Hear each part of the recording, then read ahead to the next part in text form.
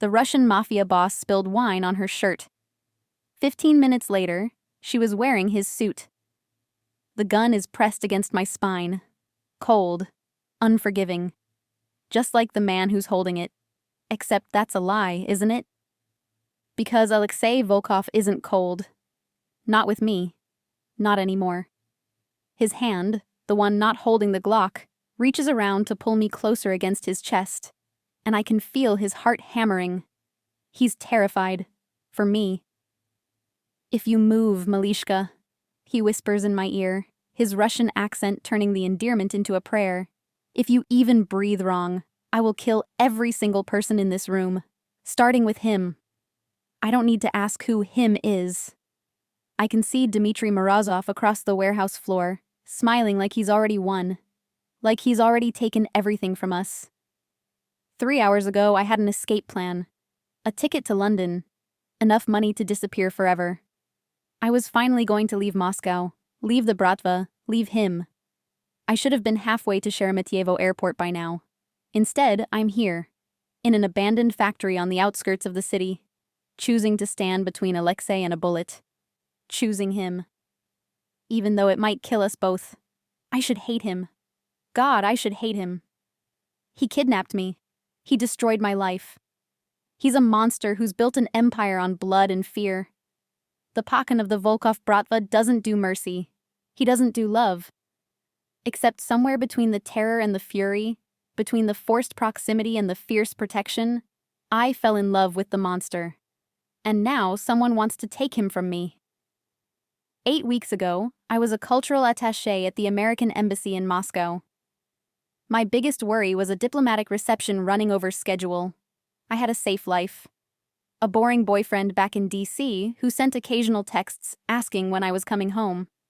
I was supposed to be in Russia for 6 months, write some reports, attend some parties, go home. Simple. Then I went to the Hermitage Gala. 1 glass of Georgian wine too many. 1 wrong hallway in the museum. 1 man I should never have looked at twice. Alexei Volkov, Pakan of the most powerful Bratva in Russia, the most dangerous man in Moscow, and somehow impossibly mine. Now his enemies have found us.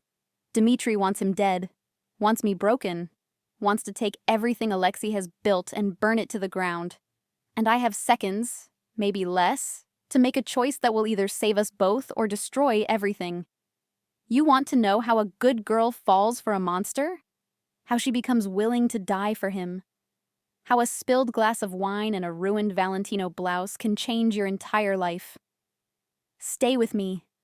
I'll tell you everything. Every stolen moment. Every dangerous kiss. Every time I should have run and didn't. Starting from that night in St. Petersburg. The night my life ended. And began. Yes, darlings, you heard correctly. That's where we're headed tonight.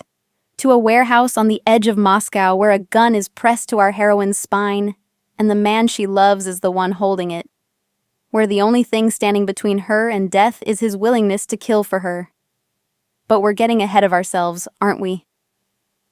Welcome back to Bratva Tales. I'm Anastasia, and tonight I'm taking you deep into the frozen heart of Russia. To a world of power and violence, of dangerous men in expensive suits who rule Moscow from the shadows, of wine-stained silk and borrowed clothes and 15 minutes that change everything. This is the story of Sophie Chen, American diplomat, good girl, smart enough to know better, and Alexei Volkov, Pakan, killer, the man who stole her the moment he laid eyes on her. This story will test every belief you have about love and monsters, about whether a man capable of terrible things can be capable of tenderness, about whether a woman can love a killer without losing herself. Pour yourself some wine, darlings, preferably Georgian. You'll understand why soon. Get comfortable, because tonight's story is 60 minutes of obsession and danger, and the kind of love that burns down the world. Let me take you back to where it all began. To a palace made of gold and malachite. To a gallery full of priceless art. To the moment Sophie Chen's carefully constructed life shattered like a wine glass on marble floors. My name is Sophie Chen, and I had exactly 15 minutes to get to the most important diplomatic meeting of my career when a Russian mafia boss spilled an entire glass of red wine down the front of my cream silk blouse. Except I didn't know he was a mafia boss. Not yet. I just knew he was the most beautiful man I'd ever seen, and he'd just destroyed my favorite shirt. Let me back up. It was a Friday night in St. Petersburg, late November. The Hermitage Museum was hosting its annual Winter Gala, one of those glittering events where Russian oligarchs mingled with foreign diplomats, and everyone pretended the Cold War had never happened. My boss, Ambassador Patricia Warren, had insisted I attend. "FaceTime with the Culture Ministry," she'd said. "Essential for your career, Sophie." I'd been in Moscow for 3 months as a junior cultural attaché, fresh out of Georgetown's master's program in international relations. 26 years old and determined to prove I'd earned my position through merit, not because my father was a congressman. The ambassador had given me exactly one job for the evening: charm Deputy Minister Volkov into supporting our cultural exchange proposal. I'd worn my best dress, black cocktail dress from Saks, cream silk blouse underneath because Russian buildings are always overheated in winter, hair in a professional chignon, my mother's pearl earrings for luck. I'd studied Russian for 4 years, practiced my small talk, memorized facts about Hermitage collection highlights. I was prepared for everything except him. The Hermitage is overwhelming, even when it's not full of Russia's elite. Room after room of gilded excess, malachite columns, crystal chandeliers, paintings by Rembrandt and Da Vinci hanging casually on walls like they're not worth millions. The Winter Palace of the Tsars turned into a museum that screamed imperial grandeur from every corner. The gala was in the pavilion hall. Chandeliers reflected in a floor so polished you could see your soul in it. A string quartet playing Tchaikovsky. Waiters in white gloves circulating with trays of Georgian wine and caviar blini. Women in couture gowns. Men in tuxedos that cost more than my annual salary. I felt like an imposter in my department store dress. I'd been making small talk with a German cultural minister for 20 minutes. Excruciating conversation about Kandinsky's influence on modern abstraction, when I finally spotted my target. Deputy Minister Volkov was holding court near the peacock clock, surrounded by sycophants laughing at his jokes. I excused myself, grabbed a glass of wine from a passing waiter for courage, and started across the gallery. I didn't see him coming. He was moving fast, phone pressed to his ear, speaking rapid Russian. His shoulder caught mine. The wine glass flew from my hand in what felt like slow motion. I watched the deep red Georgian wine arc through the air like a crimson wave. Watched it splash across my cream silk blouse in a stain that spread like blood. The cold liquid soaked through immediately. The silk clung to my skin, transparent in places I definitely didn't want transparent in a room full of diplomats and dignitaries. I gasped. He swore in Russian, a word I'd learned but never heard in polite company. "Prosty," he said immediately, pocketing his phone. I wasn't watching where. He stopped, just stopped mid-sentence and stared at me. And I looked up at him for the first time. He was tall, at least 6 feet 4 inches. Broad shoulders and a tuxedo that was definitely not rented. Dark hair swept back from a face that belonged on a Renaissance sculpture. Sharp cheekbones, strong jaw, and eyes. God, his eyes. Ice blue, the color of winter storms over the Baltic. The kind of eyes that looked through you instead of at you. He was maybe 35, and he was staring at me like I was the only person in the room. "Are you burned?" His English was perfect, barely accented. His hand reached out, large, rough despite the expensive watch on his wrist, and touched my arm gently, checking for injury. "I'm fine," I managed. "Just wet." I looked down at my blouse. The stain had spread across my entire torso, crimson against cream. The silk had gone see-through where the wine had soaked it. I crossed my arms instinctively. He shrugged out of his tuxedo jacket in one smooth motion. Here. I can't. You can't walk around like that. He draped the jacket over my shoulders. It was warm from his body heat. It smelled like cedar and something darker, more expensive. Where were you headed? I have a meeting with Deputy Minister Volkov in... I checked my watch. The wine had splattered there too. 14 minutes. Something flickered across his face. Amusement, maybe. You're here for the cultural exchange proposal. How did you... I'm Alexei Volkov. He extended his hand. Deputy Minister Volkov is my uncle. And you're late. Oh God, oh no. I thought you were... The briefing said Deputy Minister Viktor Volkov. My uncle. I'm Alexei Volkov. I handle different matters for the family. The way he said family made it clear he didn't mean Thanksgiving dinners and holiday cards. But my uncle asked me to take the meeting tonight. He's in Moscow. I wanted the parquet floor to open and swallow me. This was the meeting. He was the meeting. And I just let him ruin my shirt and give me his jacket, and I looked like a disaster. I need to clean up, I said, trying to hand back his jacket. Can we reschedule? I'll come back tomorrow. You have 13 minutes. He checked his watch. A Patek Philippe, I noticed. The kind that cost as much as a car. The wine cellars are being photographed for a magazine feature. I'm supposed to meet the photographer there. You can come with me, clean up in the private bathroom, and we'll have our meeting there. In the wine cellars? Unless you'd prefer to drip Georgian wine across the pavilion hall for the next hour. His mouth curved slightly. Not quite a smile. Something more dangerous. I'm trying to help Miss... Chen. Sophie Chen. I should say no. This was irregular. Improper. We should reschedule through proper channels. But I'd been trying to get this meeting for 3 months. The cultural exchange proposal was important. Genuine people-to-people connections. Arts programming. The kind of soft diplomacy that actually worked. And I'd ruined it by not watching where I was walking. Okay, I heard myself say. The wine cellars. He placed his hand on my lower back, possessive, automatic, and guided me through the crowd. People parted for him. Conversations stopped as we passed. I saw women's eyes following him, saw men's expressions shift to something between respect and fear. Who was this man?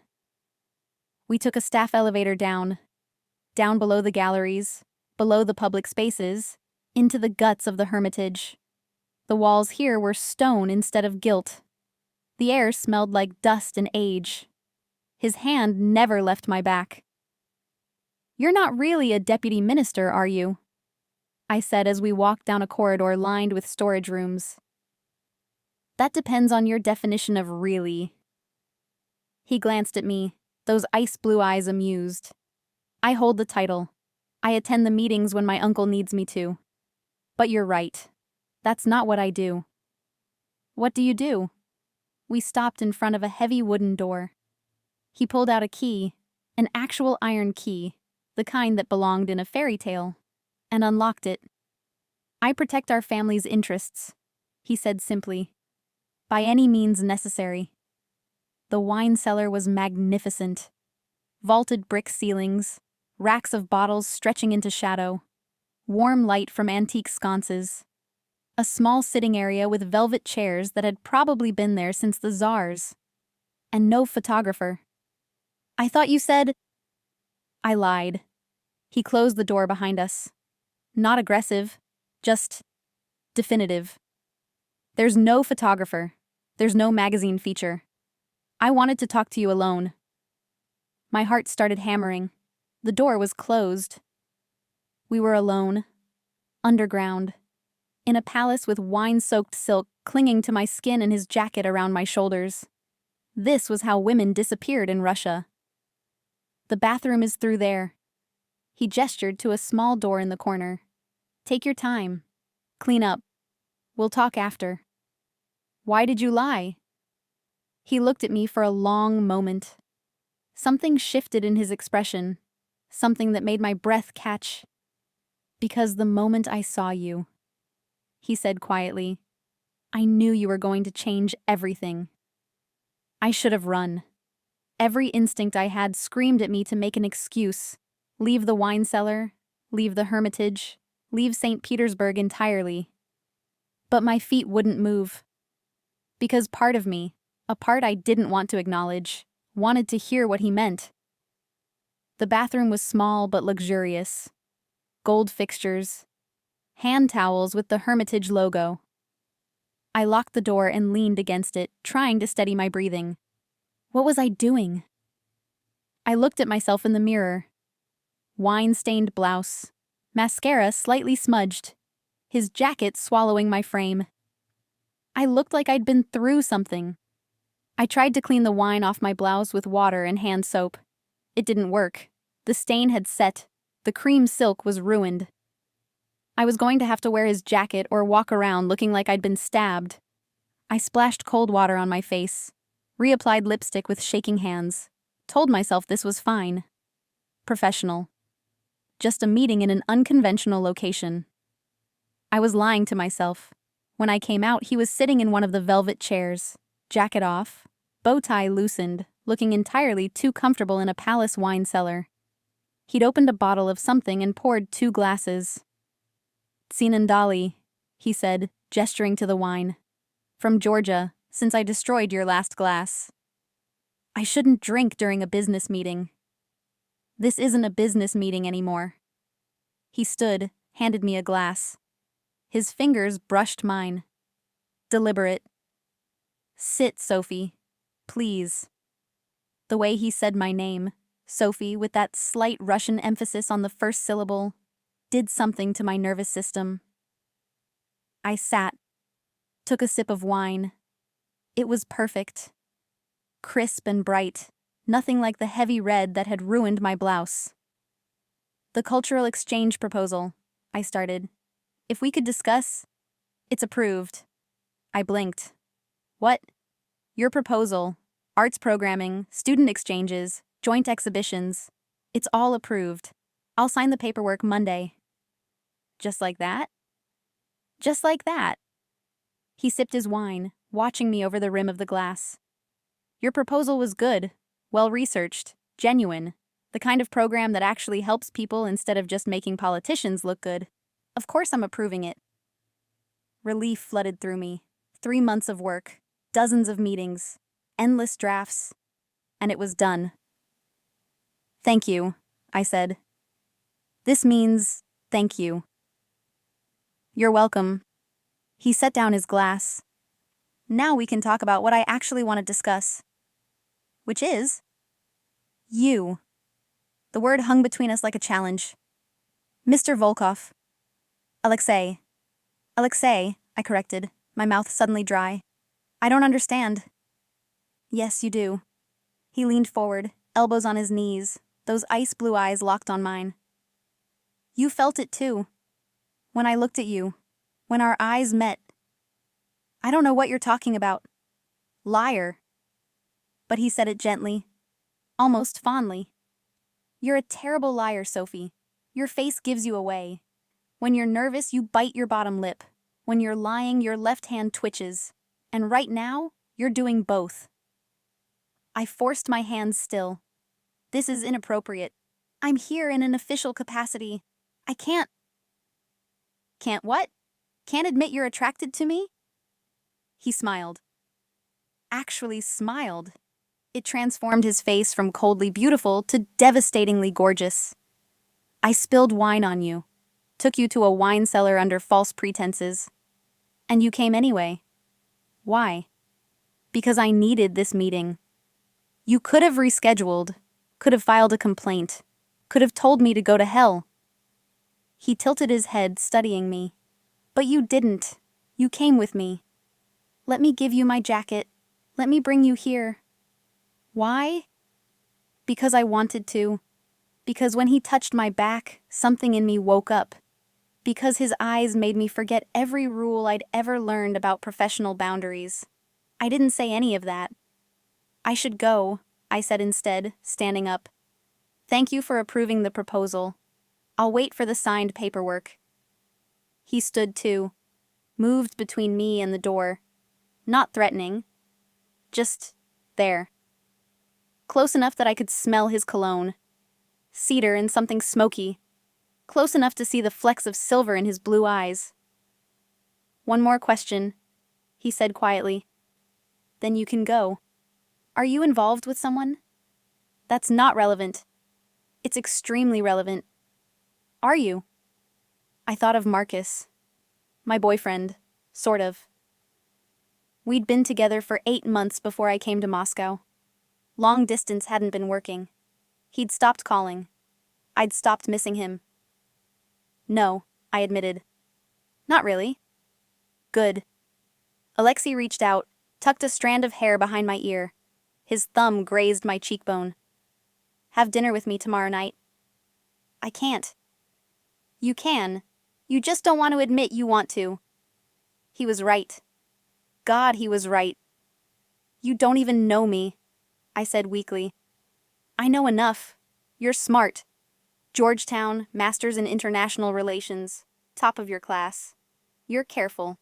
You researched Hermitage collections before tonight so you'd have conversation topics. You're passionate. You spent 3 months fighting for a cultural program that won't advance your career because you believe in it. And you're brave.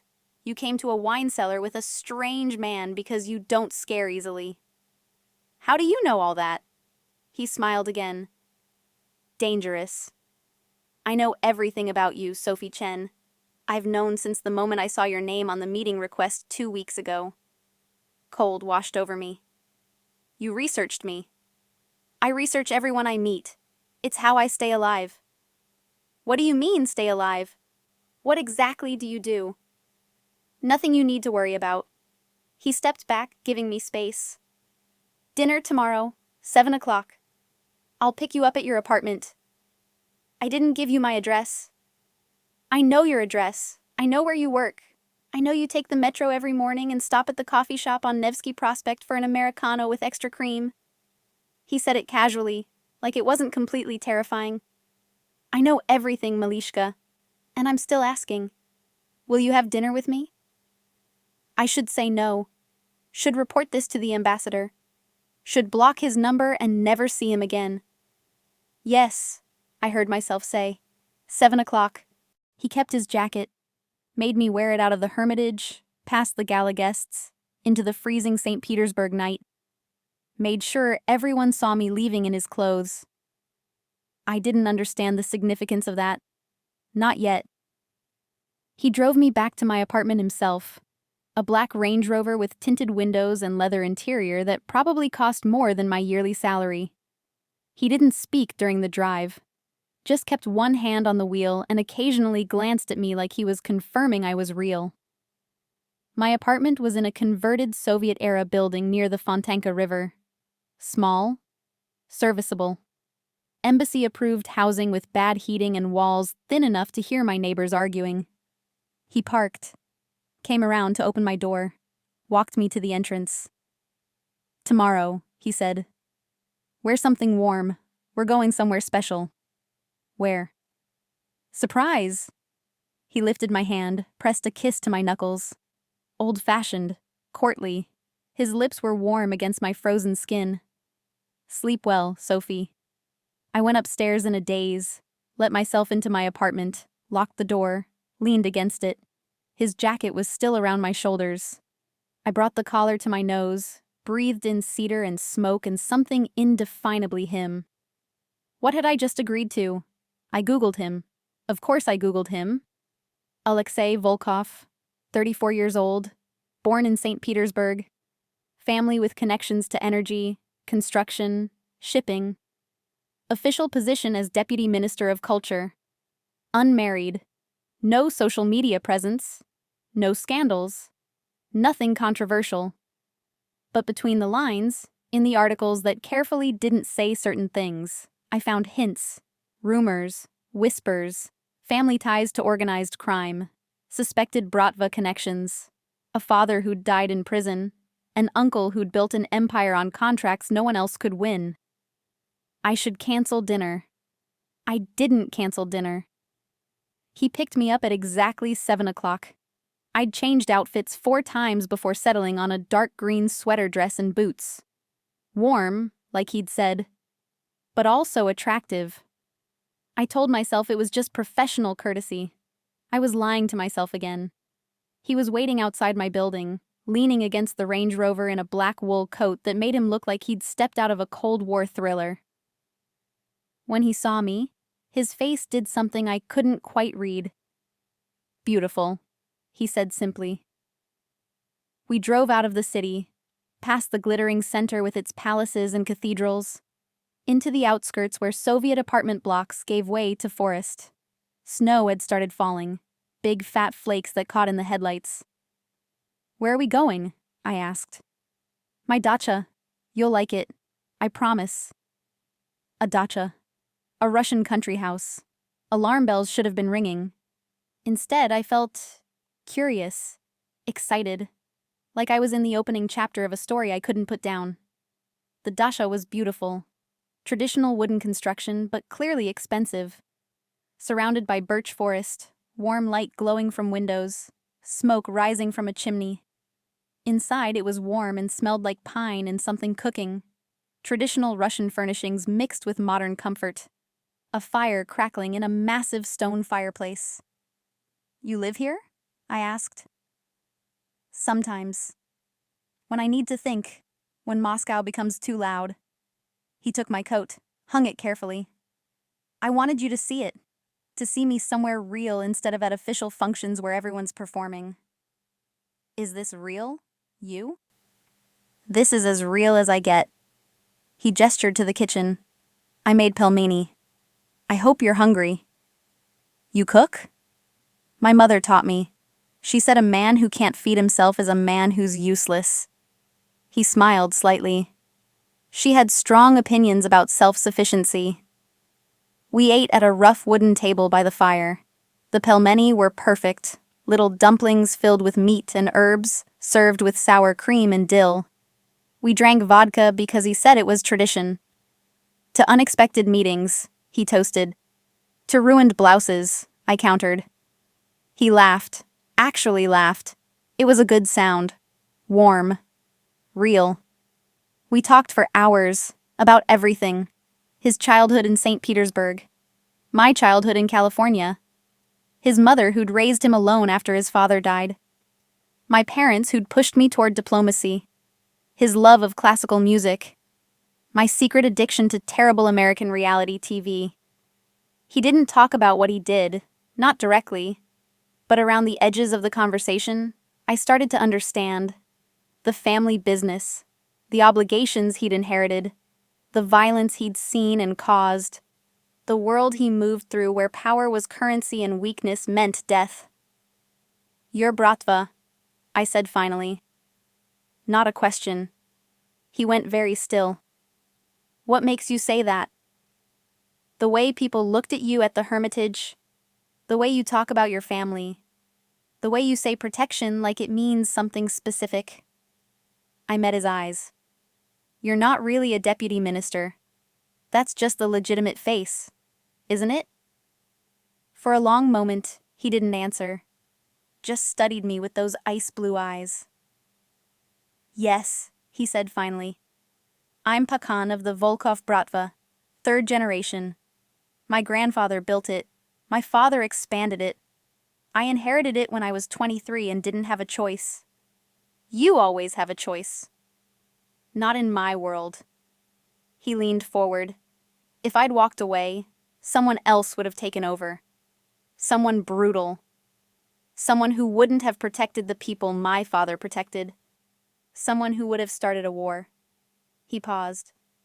"I chose to stay because it was the least bad option." "Have you killed people?" "Yes." No hesitation, no justification, just honesty. "Does that scare you?" he asked quietly. "It should. It should terrify me. I should leave, report this to the embassy, never see him again." "Yes," I admitted, "but not the way you think." "What does that mean?" "It means I'm scared of how much I don't care." I took a shaky breath. I should care. I should be running. But I'm sitting here eating pelmeni with you, and all I can think about is how I want you to kiss me. What does that make me? Human. He reached across the table, took my hand. His palm was rough, calloused. It makes you human, Sophie. I barely know you. You know the important things. You know I told you the truth when I could have lied. You know I'm dangerous, but I'd never hurt you. You know that I haven't been able to stop thinking about you since I saw you. He stood, pulled me to my feet. And you know you feel this too. He was right. God, he was right. He kissed me by the firelight. Slow at first. Testing. His hands came up to cup my face, thumbs brushing my cheekbones. I melted into him, hands fisting in his shirt, and kissed him back like I was drowning and he was air. When we broke apart, we were both breathing hard. Stay tonight, he said. Just stay. We don't have to do anything. I just want you here. I should say no, should maintain boundaries, should remember I was a diplomat and he was Bratva, and this could destroy my career. Okay, I whispered. I'll stay. I called in sick the next morning, texted the embassy that I had food poisoning. Alexei made me breakfast, blini with honey and tea from a traditional samovar. We spent the day at the dacha like the outside world didn't exist. He showed me his library, shelves full of Russian classics, Pushkin, Tolstoy, Dostoevsky. He read me poetry in Russian, then translated it badly on purpose to make me laugh. We walked in the snow. He pointed out animal tracks, told me stories about learning to hunt with his father before everything changed. We sat by the fire. He played Rachmaninoff on an old piano, fingers moving over keys with surprising gentleness. And we talked about everything and nothing, about his fears and my dreams, about the life he'd wanted before obligation took over, about the life I was building and whether it was really what I wanted. What would you be? I asked. If you could be anything. If you weren't Pakan. He thought about it. A teacher, maybe. Music or literature. Something that creates instead of destroys. It's not too late. Yes, Sophie, it is. He said it without bitterness. Just fact. This is my life. This is who I am. The best I can do is try to be honorable within it. Try to protect instead of just taking. Try to be less of a monster than I could be. You're not a monster. I am, but thank you for pretending otherwise. That night, we made love for the first time. Slow. Careful. He touched me like I was something precious. Something that might break. I touched him like I was learning a new language written on his skin. Afterward, wrapped in his arms with firelight flickering across the ceiling, I thought, this is where I belong. It was the most dangerous thought I'd ever had. For 3 weeks, I lived in 2 worlds. During the day, I was Sophie Chen, cultural attaché. I went to meetings. I reviewed grant applications. I had coffee with cultural ministry officials and smiled through tedious receptions. At night, I was Alexei's. He'd given me a key to his apartment in Moscow. I'd stay there when he was in the city. We'd have dinner together. He'd tell me about his day, edited versions, carefully stripped of the violence. I'd tell him about mine. He never asked me to leave my job, never asked me to choose, just made space for me in his life like I'd always been there. I should have known it couldn't last. It was a Tuesday night. I was at his apartment, reading a report for work. He'd gone to a meeting, said he'd be back by 9. At 9:47, the door opened. He wasn't alone. 2 men came in, one supporting the other. The injured man had blood streaming from a cut over his eye. His shirt was torn. He was limping. They saw me on the couch, froze.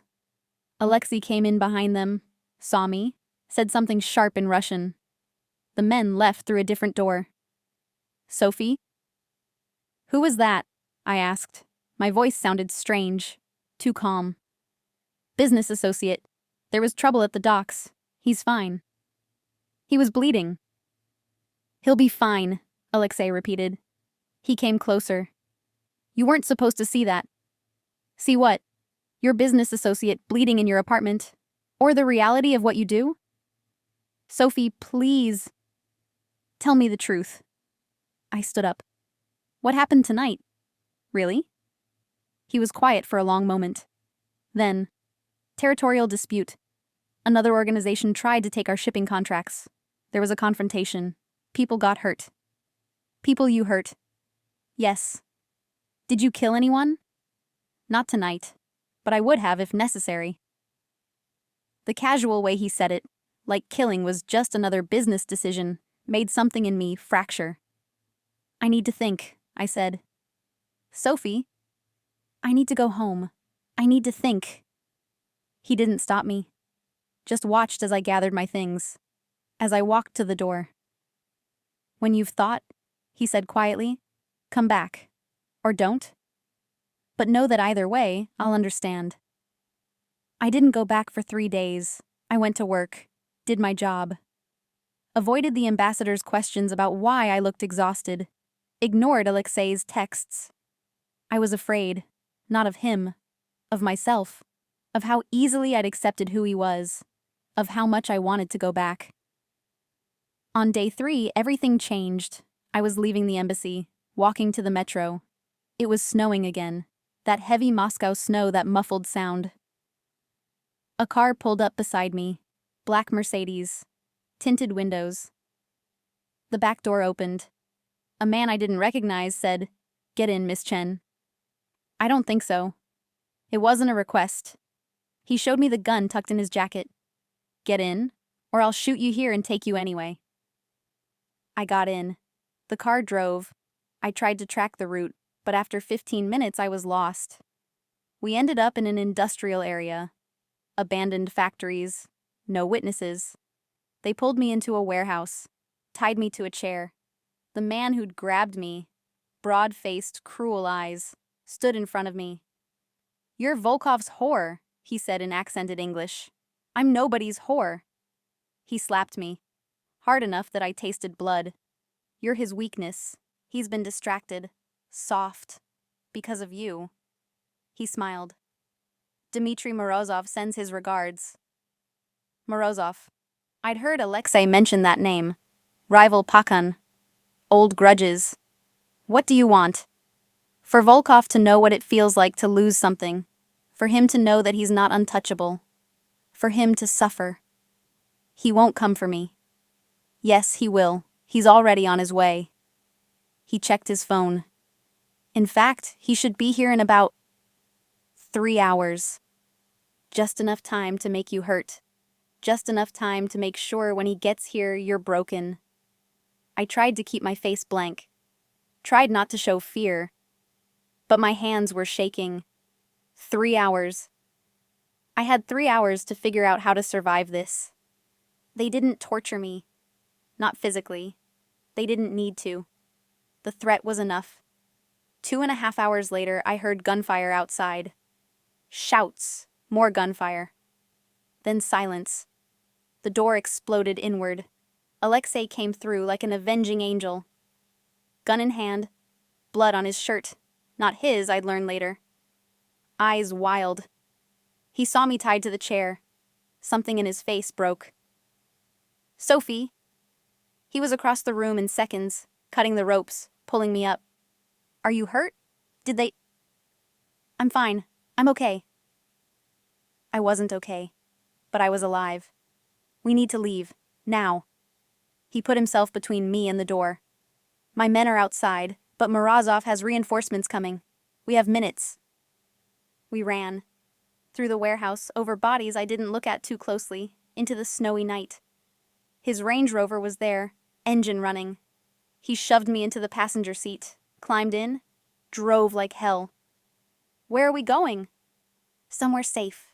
Somewhere they won't find us. Alexei, what's happening? War, he said grimly. Morozov declared war the moment he took you. This doesn't end until one of us is dead. Which brings us back to the beginning. To this warehouse on the edge of Moscow. To the gun pressed against my spine. To Alexei holding it. To Dmitry Morozov across the floor, smiling like he's already won. Because 3 hours ago, Morozov's men found us. They brought us here, and they gave Alexei a choice. Kill me himself, prove his loyalty to the Bratva over everything else, or Morozov kills us both. What's it going to be, Volkov? Morozov calls across the warehouse. The woman or your empire? Choose. Alexei's hand is shaking. The gun pressed to my back is shaking. Do it, I whisper. Alexei, if it's you or him. Shut up, he says. But there's no heat in it, just desperation. Please, Malishka, shut up. I love you, I tell him. I should have come back sooner. I should have told you. I love you. I love you too. His voice breaks. I love you so fucking much. And I'm not letting him take you. He spins, pulls me behind him, points the gun at Morozov instead. Wrong answer, Morozov says, raising his own weapon. Everything happens at once. Alexei shoves me down. Gunfire erupts. I hit the ground, covering my head. More gunfire. Shouting. The sound of bodies hitting concrete. Then silence. I look up. Alexei is standing over Morozov's body. Blood pooling on the warehouse floor. His men, they must have been waiting outside, are securing the building. He turns to me, drops the gun, falls to his knees beside me. Are you hit? Tell me you're not hit. I'm fine. I throw my arms around him. You're bleeding. Doesn't matter. You're alive. That's all that matters. He kisses me. Hard. Desperate. Like he needs to confirm I'm real. We're leaving, he says. Right now. Russia. The Bratva. All of it. We're leaving. What about... I don't care. My second can take over. Let someone else be Pakhan. I choose you, Sophie. I choose you over everything. And so they did, darlings. They left Russia that night. Private plane to Vienna, then to London, then to a small coastal town in Portugal where no one knew their names. Alexei Volkov retired from the Bratva at 34. Walked away from an empire to sit on a beach with the woman he loved. To teach music to local children. To read poetry and drink wine and live quietly. Sophie Chen resigned from the Foreign Service. Started teaching English. Wrote a novel she never published about a girl who fell in love with a monster and discovered he was just a man. They married 6 months later in a tiny church overlooking the Atlantic. No guests. Just them and a priest who blessed them in Portuguese neither really understood. Some nights, Sophie wakes up from nightmares. Alexei holds her until the fear passes. Some nights, Alexei wakes up and checks the doors, the windows, the perimeter. Sophie talks him down from the fear that his past will find them. But mostly, they're happy. Quietly, ordinarily happy in a way neither thought possible. Because sometimes disasters are just beginnings in disguise. Sometimes a spilled glass of wine and a ruined blouse are exactly what you need. Sometimes 15 minutes in someone else's suit is all it takes to find your person. And sometimes the most dangerous thing a good girl can do is fall in love with a monster and teach him how to be human again. Sleep well, darlings. Dream of dangerous men and dangerous love. Of wine-stained silk and borrowed clothes. Of the kind of love that's worth burning down the world for. This is Anastasia, signing off. Until tomorrow night.